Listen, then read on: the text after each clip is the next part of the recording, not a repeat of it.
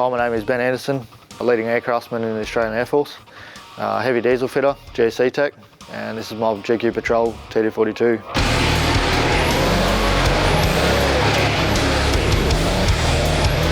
I've been in for about 5 years, been based in Richmond for most of the time. Pretty much our trade varies from everything from fire trucks through to gensets and fuel vehicles and everything in between.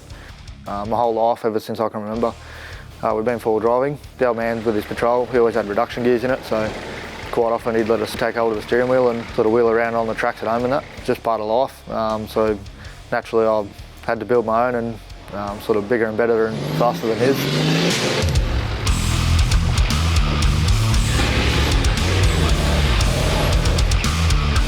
The way I grew up will pretty much be pushed forward to my kids, and my partner has the same passions and hobbies, so they'll be shunned into the forward drive scene. Whether they take to it or not will be up to them, but I've got a pretty strong feeling that I'll end up doing another 2 builds for the boys, so I guess I'll have to support a kid's decision on what vehicle he wants, but it may be full of Nissan parts.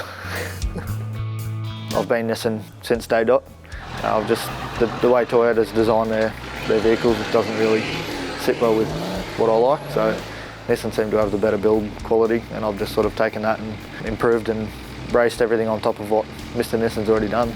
So we've always sort of done our own stuff. The old man's never really paid anyone to fix anything that's broken on his cars, so I've always been right there by his side, whether it be collecting tools or swinging spanners or whatnot, which has led to pretty much me getting my trade and doing the mechanical side of it properly, and actually understanding how everything should be done and why it should be done that certain way, instead of just pulling something apart and saying that's how it came apart, so that's how it'll go back together. The only thing I've paid for is paint, panel and paint.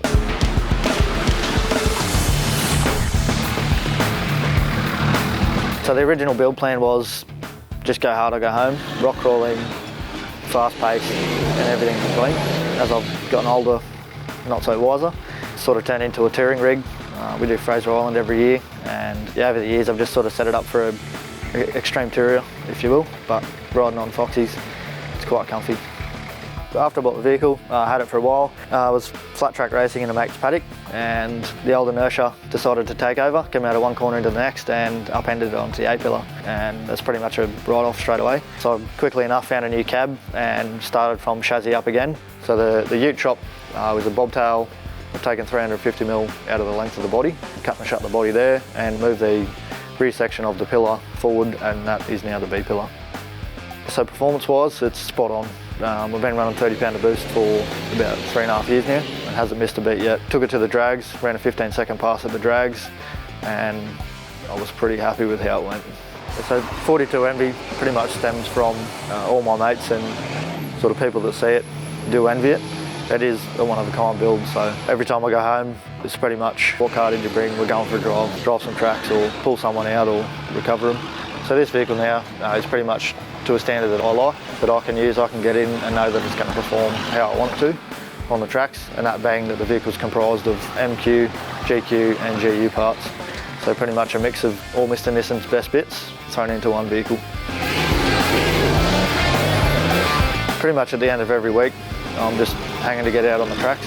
Just that whole theory of just put the boot into it, have some fun, and it's free. So there's no sort of in between. I live for the bush.